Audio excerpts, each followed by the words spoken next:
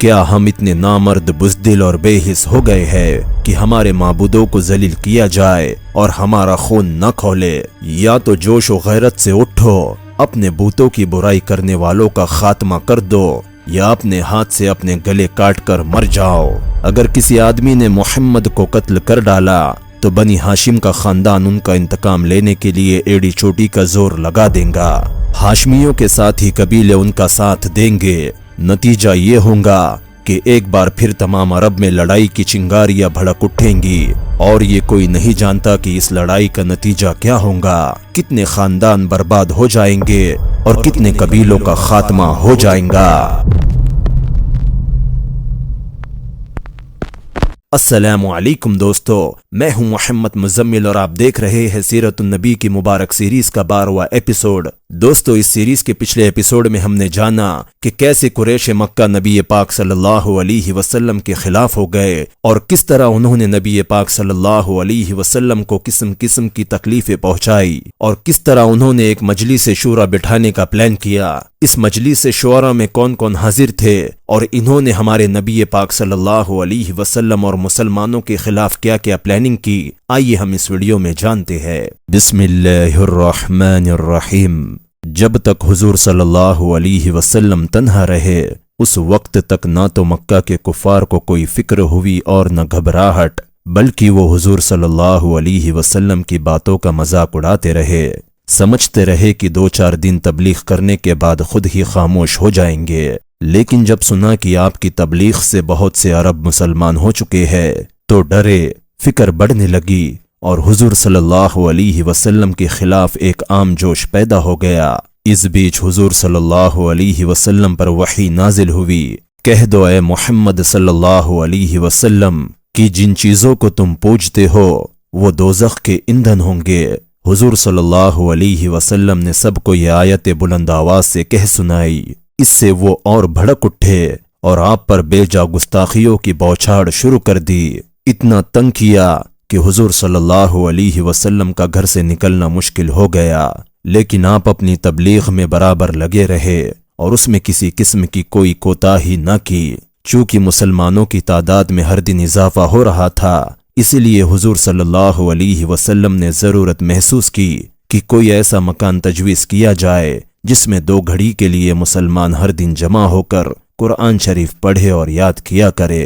چنانچہ اکرم کا مکان جو آبادی سے ایک طرف تھا تجویز کیا گیا۔ حضور صلی اللہ علیہ وسلم اس مکان پر تشریف لے جاتے، تمام مسلمان بھی مکہ کے کفاروں کی نظروں سے بچ بچا کر ایک 2 کر کے آ جاتے، حضور صلی اللہ علیہ وسلم کے ارشادات سنتے، نمازیں پڑھتے، قرآن شریف یاد کرتے اور خاموشی سے اپنے اپنے گھروں کو واپس ہو جاتے۔ اگرچہ یہ سب کام خاموشی سے ہو رہا تھا، پھر بھی قریش والوں نے پتہ لگا ہی لیا کہ کون کون مسلمان ہو گیا ہے، یہ لوگ کہاں جمع ہوتے ہیں اور ان کی تعداد کیا ہے۔ ان باتوں نے انہیں اور بھڑکا دیا۔ بھڑکنے کی وجہ یہ بھی تھی کہ جو لوگ مسلمان ہو گئے تھے ان میں سے زیادہ تر ان کے غلام تھے یا ان کے غریب رشتہ دار تھے۔ اس گھبراہٹ میں انہوں نے تمام قبیلوں کے سرداروں کو مشورے کے لیے بلا لیا۔ مجلس شورا کا اجلاس شروع ہوا۔ ابو جہل میٹنگ کا سردار بنا۔ ابو لہب نے کھڑے ہو کر کہا، بھائیو، آج ہم سب اسی لیے جمع ہوئے ہیں کہ ہمارے مذہب کو ٹھیس لگائی جا رہی ہے، ہمارے مذہب کو برا بھلا کہا جا رہا ہے۔ جن بتوں کو ہم اور ہمارے باپ دادا پوجتے آ رہے ہیں، اب ان کو ذلیل کیا جا رہا ہے۔ اب آپ لوگ اس کی روک تھام کا علاج سوچے۔ ابو لہب کے بعد ابو سفیان کھڑا ہوا اور اس نے کہا، ہمارے لیے کتنے شرم کی بات ہے کہ ہمارے سامنے ہمارے معبودوں کو برا بھلا کہا جائے اور ہم چپ چاپ بیٹھے دیکھا کرے۔ کیا ہم اتنے نامرد بزدل اور بے حس ہو گئے ہیں کہ ہمارے معبودوں کو ذلیل کیا جائے اور ہمارا خون نہ کھولے؟ اگر ہماری بے حسی اس حد تک ہو گئی ہے تو ہم کو زندہ رہنے کا حق نہیں ہے۔ یا تو جوش و غیرت سے اٹھو، اپنے بتوں کی برائی کرنے والوں کا خاتمہ کر دو، یا اپنے ہاتھ سے اپنے گلے کاٹ کر مر جاؤ۔ ابو سفیان کا تعلق بنو امیہ خاندان سے تھا۔ بنو امیہ بنو ہاشم کے مقابلے کا تھا۔ یہ امی یہ کیسے دیکھ سکتا تھا کہ ایک ہاشمی کا اثر بڑھے؟ حضور صلی اللہ علیہ وسلم ہاشمی تھے، اسی لیے ابو سفیان نے بھڑکانے والی تقریر کر کے لوگوں کے دلوں کو گرما دیا۔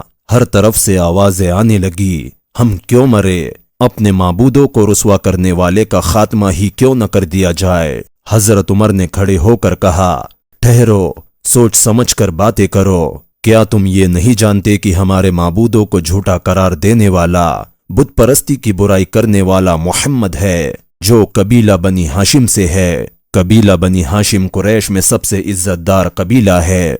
तमाम कबीले इस कबीले का एहतराम करते हैं। अगर किसी आदमी ने मोहम्मद को कत्ल कर डाला तो बनी हाशिम का खानदान उनका इंतकाम लेने के लिए एड़ी चोटी का जोर लगा देगा। हाशमियों के साथ ही कबीले उनका साथ देंगे। नतीजा ये होगा कि एक बार फिर तमाम अरब में लड़ाई की चिंगारियां भड़क उठेंगी और ये कोई नहीं जानता कि इस लड़ाई का नतीजा क्या होगा। कितने खानदान बर्बाद हो जाएंगे और कितने कबीलों का खात्मा हो जाएगा। अबू जहल ने हजरत उमर से पूछा, तो क्या हम मोहम्मद से कुछ न कहे, अपने माबूदों की तौहीन इसी सरगर्मी के साथ करने दी जाए। उमर बोले, कम से कम मैं ये नहीं चाहता कि वो कत्ल कर दिए जाए, इससे बड़े फितने के पैदा होने का खतरा है, बल्कि मुनासिब ये है कि उन्हें समझाओ, उन पर सख्तियां करो, लेकिन कत्ल न करो। अबू जहल ने पूछा, और जो लोग मुसलमान हो गए हैं उनके साथ क्या मामला किया जाए। हजरत उमर ने कहा, वो जिन लोगों के रिश्तेदार या गुलाम है वही लोग उन पर इस कदर सख्तियां करे कि वो नए मजहब को छोड़कर फिर से अपने माबूदों की ओर लौट आए। वलीद बिन मुगीरा ने कहा कि मशवरा तो मुनासिब है, मैं इस तजवीज़ पर इतना और बढ़ाता हूँ कि जो लोग मुसलमान हो गए हैं उन पर सबके सामने सख्तियां की जाए, ताकि दूसरों को सबक मिले और फिर मुसलमान होने की हिम्मत न कर सके। अब्बास बिन सहमी ने कहा, मेरे ख्याल में ये तजवीज़ मुनासिब है। इस वक्त जो लोग मुसलमान हुए हैं उनमें ज्यादातर गुलाम और मुफलिस है। जब उन पर सख्तियां होंगी तो वो अपने बाप दादा के मजहब की तरफ लौटेंगे, और चूंकि लोगों को उनकी हालत देखकर सबक मिलेगा इसलिए फिर कोई नए मजहब को इख्तियार न करेगा। सब ने इस तजवीज़ की जोरदार तायीद की और सबकी राय से यही तय पाया कि मुसलमानों पर सबके सामने इतनी सख्तियां की जाए कि वो मजबूर होकर इस्लाम छोड़ दे और अपने बाप दादा का मजहब पकड़ ले। इस तजवीज़ के बाद उतबा बिन रबिया ने कहा, अब उन लोगों के नाम बता दिए जाए जो मुसलमान हो गए हैं। अबू जहल ने कहा कि मैंने जहां तक हो सका मुसलमानों की एक लिस्ट तैयार कर ली है। इनमें सिर्फ एक दो ही ऐसे असरदार बुजुर्ग हैं जिनका हम कुछ नहीं बिगाड़ सकते, वरना सब के सब हमारे काबू में है और हम उन पर भरपूर सख्तियां कर सकते हैं। जो नाम मुझे इस वक्त तक मालूम हो सके मैं बताता हूँ। हजरत अबू बकर सिद्दीक रदी अल्लाह अन्हु, हजरत अली रदी अल्लाह अन्हु, हजरत उस्मान रदी अल्लाह अन्हु। ये लोग कुरैश के शरीफों में से है और इन लोगों पर सख्तियां करना मुश्किल है।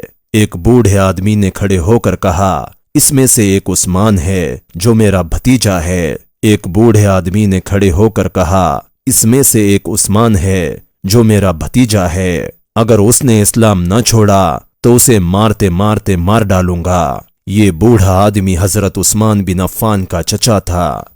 लोगों ने उसके जोश की तारीफ करके उसे हजरत उस्मान पर सख्तियां करने के लिए उभारा। जब वो जोश व गज़ब से भर गया तो अबू जहल ने सबके नाम बता दिए और ये कहा कि जासूस बाकी मुसलमानों का नाम जानने के लिए लगे हुए हैं। नाम मालूम होने पर सबको बता दिया जाएगा। फिर ये तय करने को कहा कि किस दिन से सख्तियां शुरू की जाए। अबू सुफियान ने कहा कि देर करने की जरूरत नहीं है, कल से सब लोग सख्तियां शुरू कर दे और इस बढ़ते हुए फितने को जितनी जल्द मुमकिन हो दबा दे। सब ने इस तजवीज़ की तायीद की। फिर मजलिस शूरा खत्म हो गई। लोग उठे और अपने अपने घरों को रवाना हो गए। ये वो मजलिस शूरा थी जिसने तमाम कबीलों में मुसलमानों के खिलाफ नफरत व हिकारत और जोश व गज़ब की लहर दौड़ा दी थी। मुसलमानों को इस साजिश का पता न था। अगर उन्हें मालूम हो जाता तो बिल्कुल मुमकिन था कि उन पर वो आजमाइशें न आती जो बाद में आई। बहरहाल खुदा को यही मंजूर था, इसलिए उन्हें मालूम न हो सका। तो दोस्तों, ये था सीरतुन्नबी का आज का एपिसोड। उम्मीद करता हूँ कि आपको सीरतुन्नबी की ये मुबारक सीरीज पसंद आ रही हो। इस सीरीज को सुनने के बाद अगर आपके इल्म में जर्रा बराबर भी इजाफा हुआ हो तो इस चैनल को अभी सब्सक्राइब कर ले और इस सीरीज में आने वाले हर एक नए एपिसोड की इत्तला आपको नोटिफिकेशन के जरिए मिलते रहा करे। इसीलिए बेल आइकॉन को भी लाजमी दबाए।